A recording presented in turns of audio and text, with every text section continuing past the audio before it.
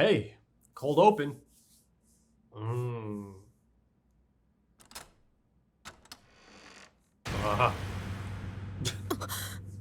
That's just, yeah, that's just her dog, isn't it? But, yeah.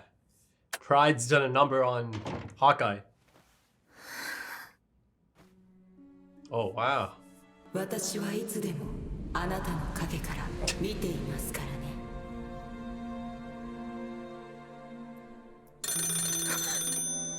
Wow, she's so on edge right now. ありがとうございます。ごひいきの花屋です。何のご用です、大佐。酔っ払って花を大量に買ってしまってね。少し処分してくれるとありがたいのだが。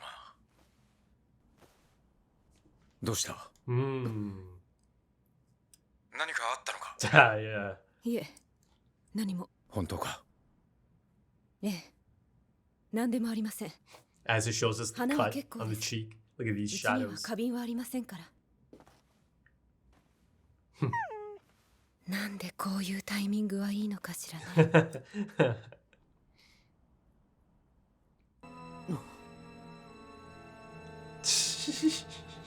エルリック兄弟には我らが同行いたします。へいへい。僕たちの見張りかな。おそらくな。さーて、どうやってこいつらを巻こうか。今人影見えた。何？こっちこっち。おいちょっと待て。いない。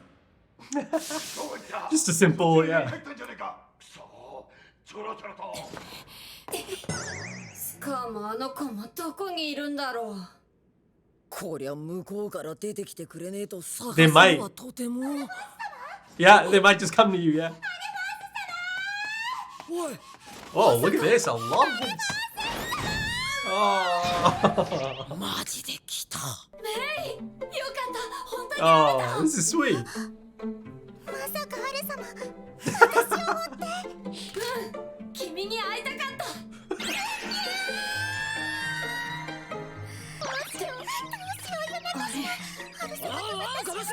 Al's after me. もう逃がさん。とっととお前の連弾術を教 Come え on. てくれ。兄弟で私を巡って略奪罪。頭 Hey. 何ですか、アルフォンス様、その女。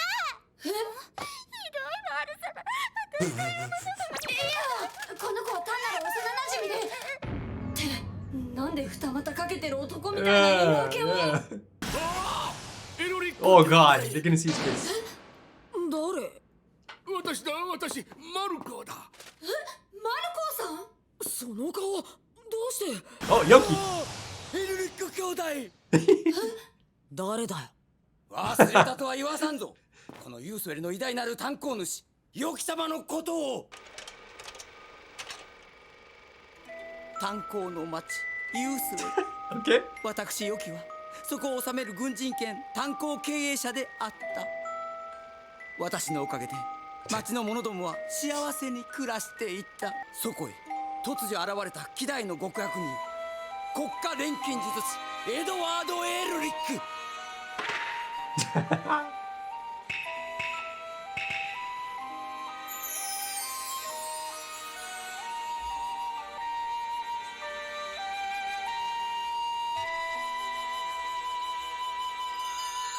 Oh, he got それは bamboozled. 巧妙な罠だったのだ。軍部にはあらぬ汚名を着せられた。 Ah, yeah, I saw that poster.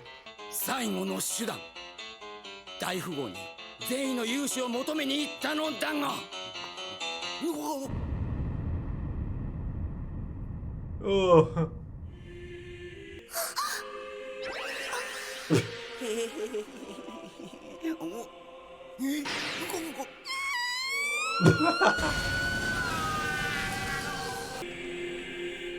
おー、and? あいつらさえエルリック兄弟たちさえいなければ死よりも恐ろしい復讐を。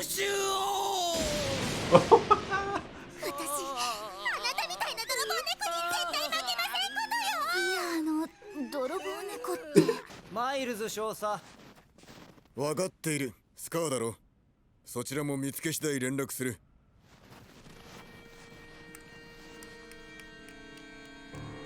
Yeah, he's not liking this.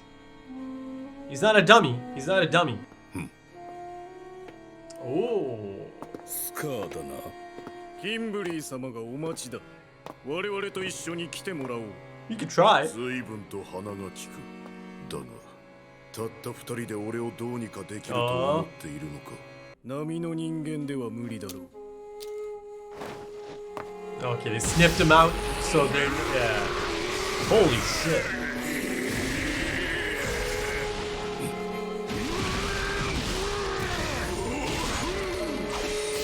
Oh, あれからいろいろ知ったよ。まず賢者の石の作り方、そしてこの国の成り立ち、錬金術がおかしいこと。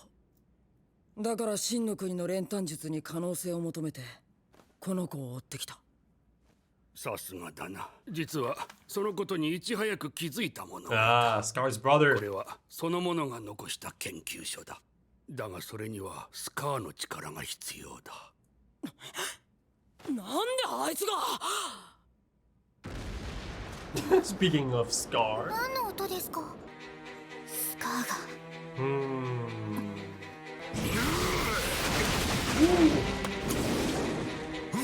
Got ourselves some type of combat unit, Chimera. 肉体に触れなければ破壊できないんだろう。この距離からネチネチと攻撃させてもらう。 Look at this. 状況が悪くなると足元を崩しにかかる癖もリサーチ済みだ。ズタボロにしてキンブリー様に渡してやるよ。 Jeez, okay. おーっと、Ah. こりゃまたいいタイミングで来ちゃったな。おい、スカーは今我々が取り押さえ。 Whoa. 何をする？我々は味方。そんな人間離れした味方なんて知りません。味方がいなくて俺たちを食わんてんだぜ。 Okay, that's funny, で man. も口でかいよ。僕丸飲みされちゃうよ。 Yeah. He's like, okay, I have to defend. I'm not. こいつスカーより速くねえか。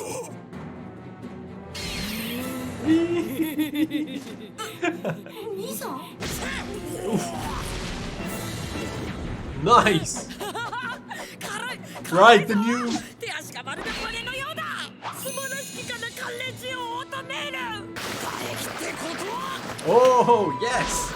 The camera movement, though. 分解すりゃほぼ水じゃねえか。うっせいのだ。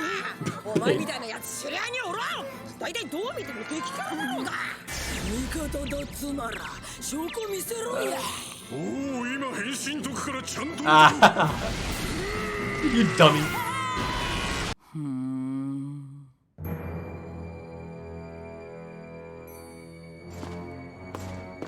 Oh, that looked great. 考えずまっすぐ突っ込んでくるとは。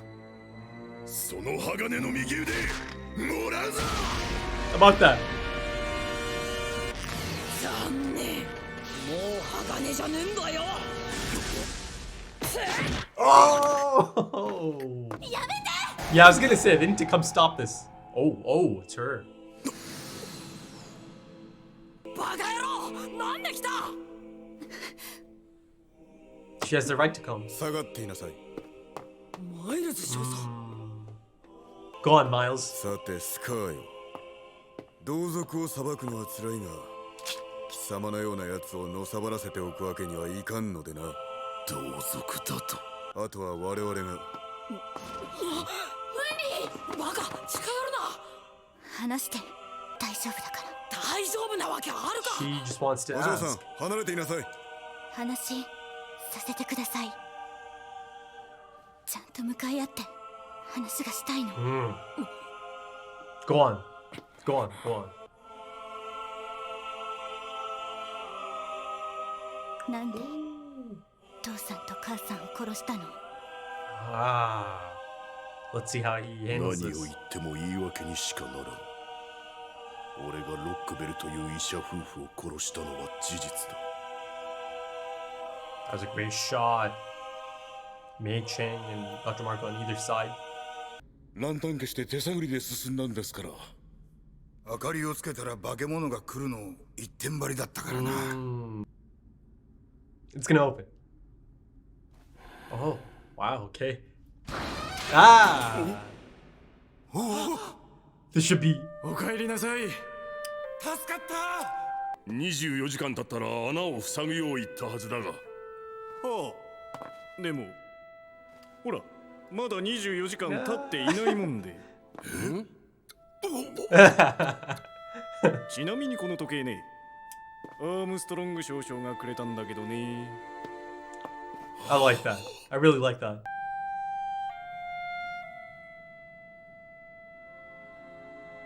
カンカここの冬はいいな。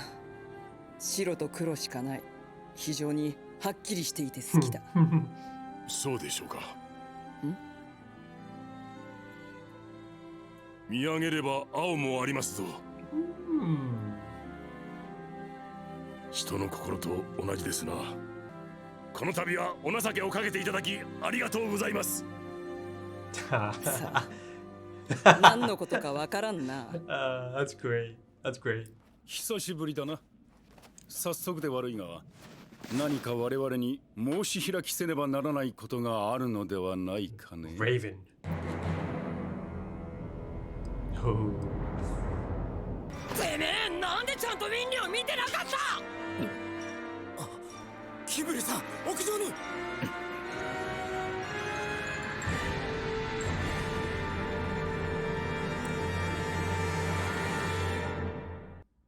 Did they kind of talk it out? Maybe this is a plan. All right, so yeah, good signs at the end there that indeed they had a chance to talk it out, really discuss some of these things. And the thing is, there's a lot to discuss, because the really fascinating thing here is that there's a lot of different parties, a lot of different people coming together, right?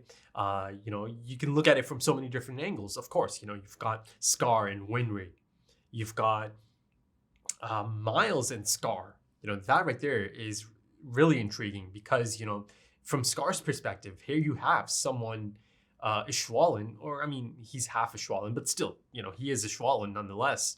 That is a part of that army. So that dynamic is really quite fascinating, isn't it? I was kind of hoping to get Scar's thoughts on it. Maybe I'll still get it. Maybe, essentially the ending here, the cliffhanger ending, it's that age-old setup, isn't it? You'll go from a scene to the ending there, right? And then of course it feels a little bit baffling. And I'm sure they'll kind of go back and kind of fill in the blanks, right? Actually show us the scene. I certainly hope so, right? That's just the expectation, right? In this type of setup. And then of course you have Dr. Marco and Mei Chang, right? There's a great shot there, isn't there? It's like a pan shot. It's kind of pulling out. And then you see each one of them on either side, right? Staged left and right. So I thought that was really an interesting composition for sure, because, I think that might be the first time Mei Chang actually gets to hear about this, right? That he killed some, lovely girl. Oh, well, I mean, Mei Chang seems to have a bit of a rivalry going on that she created in her mind.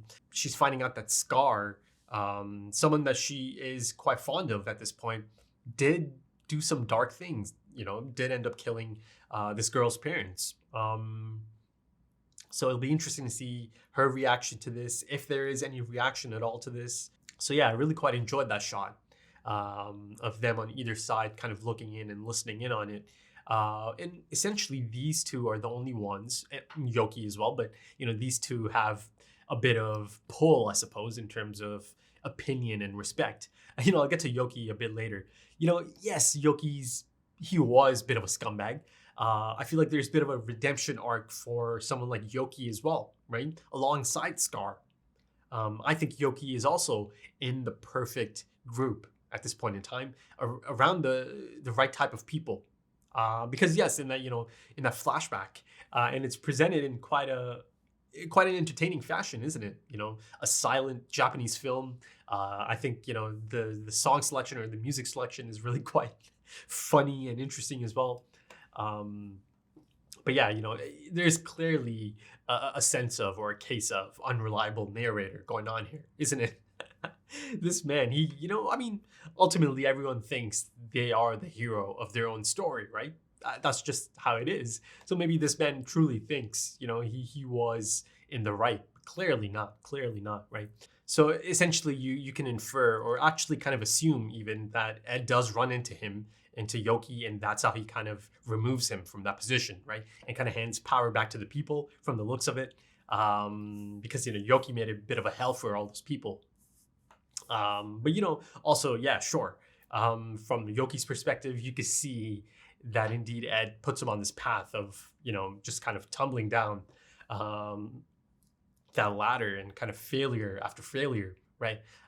In fact, he makes a big mistake and he ends up hitting that mansion, right? The wrong mansion, because it appears to be the Armstrong residence, right?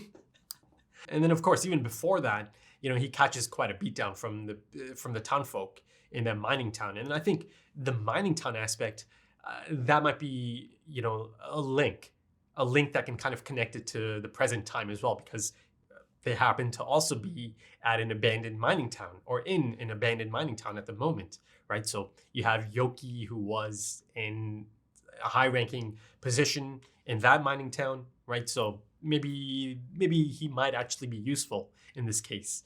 But the thing is, I actually do have a bit of sympathy for Yoki. I know, but like I just do, right? I do. Even though they have kind of showcased that he was quite the scumbag, right? But times change, people change. Let's give him a chance. Let's see, right? Like I said, he appears to be at least on the right path, around the right people, I believe.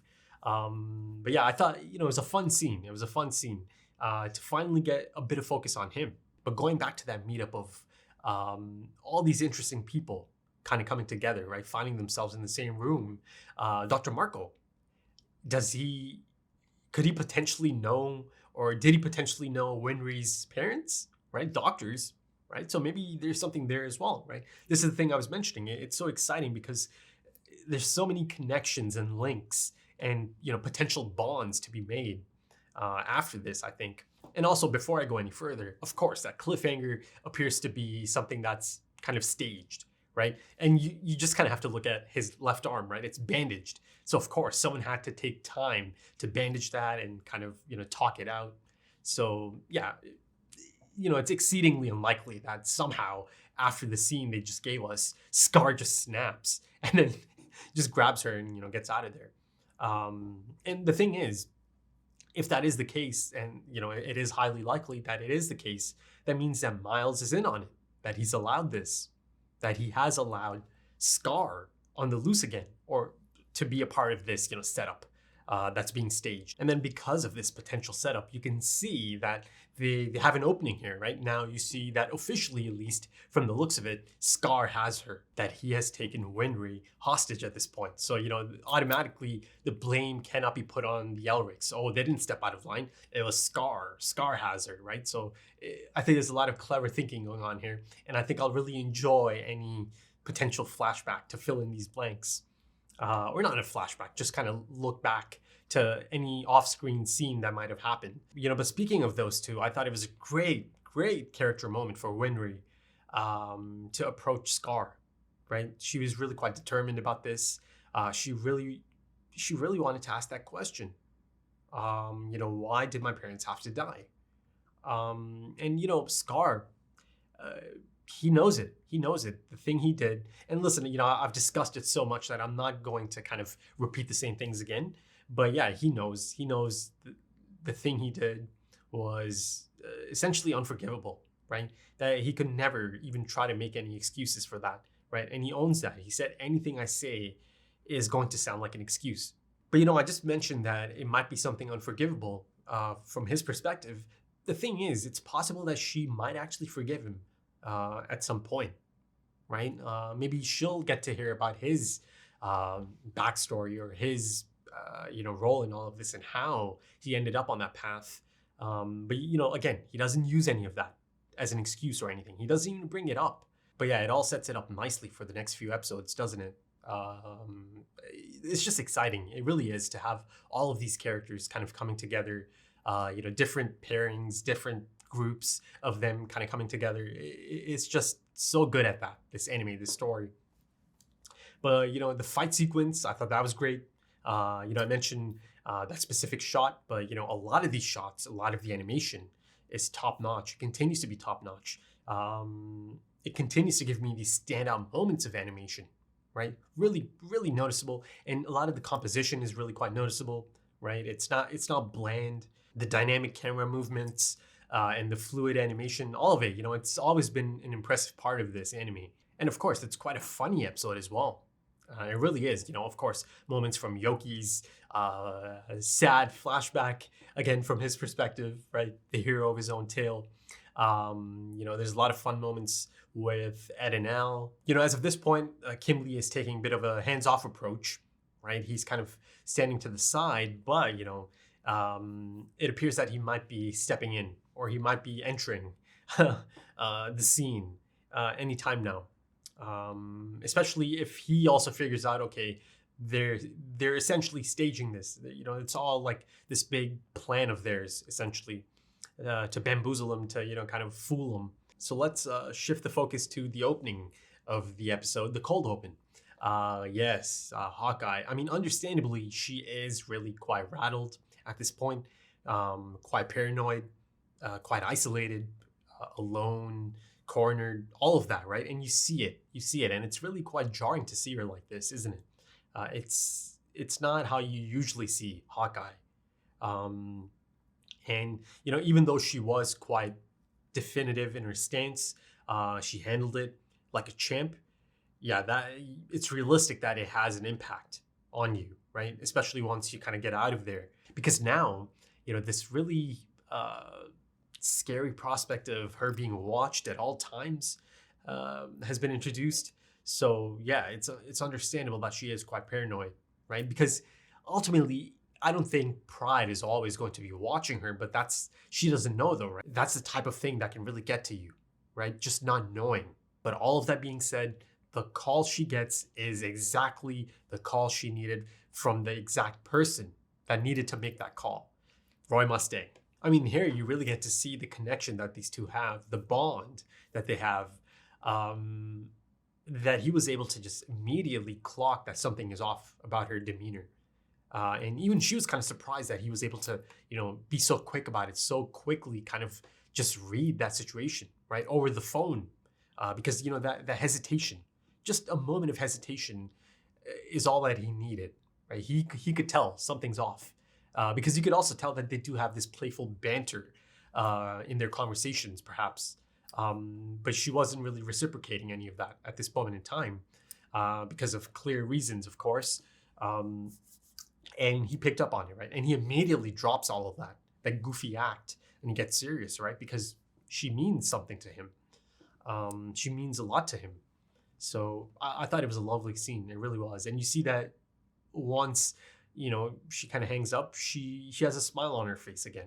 She needed that. She really needed that specific call from that person because she was feeling really isolated and lonely. And also, speaking of Armstrongs, Olivier, it appears that, a few more of them showed up from Central, and now she kind of has to answer for her actions, I suppose. They're going to grill her about Raven's disappearance. So yeah, consequences, I suppose. Let's see how it all plays out in the type of impact it might have on her and, her people or her men, her subordinates, and the wall as a whole, Briggs as a whole, right? Let's see, because ultimately, there is that looming shadow, the crest of blood that was kind of hinted at through Kimberly in the last episode. So sooner or later, it's going to kick off, isn't it? But yeah, there's a lovely scene, her on the top as Buccaneer comes out to thank her. So you see that even she has some of that Armstrong compassionate side within her, right? Yes, she doesn't, showcase it as much as her brother Alex, but yeah, it's there. She's not soft, but she is compassionate towards her subordinates. She retains sympathy for them, and she's loyal to them. So I thought it was a lovely moment. But yeah, I think that's about it for this one, folks. I mean, I actually checked out the intro. I thought it was a fun intro.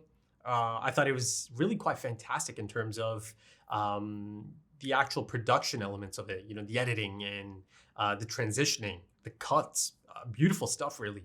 The song is really quite catchy. That's not new to me because, you know, I usually kind of do the countdown for the full length and I kind of just look to the side or look down, but I can still listen to it, right? Yeah, you know, yeah, it had spoilers, so it's a good thing that, you know, I was told to not watch it up until a certain episode. There's also a great segment in there about how the Ishwalan War has affected a lot of these people, right? Be it Mustang, Hawkeye, Armstrong. I mean, that one shot of Armstrong, you know, just in tears. It's really one of the saddest moments of the series. And, you know, to see that again in the opening, yeah, it really hits, doesn't it? And of course, there's many others that are kind of depicted in that opening, and, you know, the PTSD aspect of it. Dr. Marco as well. But the thing that stuck out the most is the opening portion and the ending portion, Ed. But yeah, that's about it for this one, folks. If you enjoyed that, consider dropping a like, consider dropping some comments, give me your thoughts. If you are interested in full length or perhaps even early access to the next few episodes right now, consider checking out the Patreon page. The link is in the description and the pinned comment. Also links to social media, if that's your thing. Right then, thank you so much for joining me, folks. And thank you for your time, because time is precious. It really is. And I do hope to see you again soon for the next one.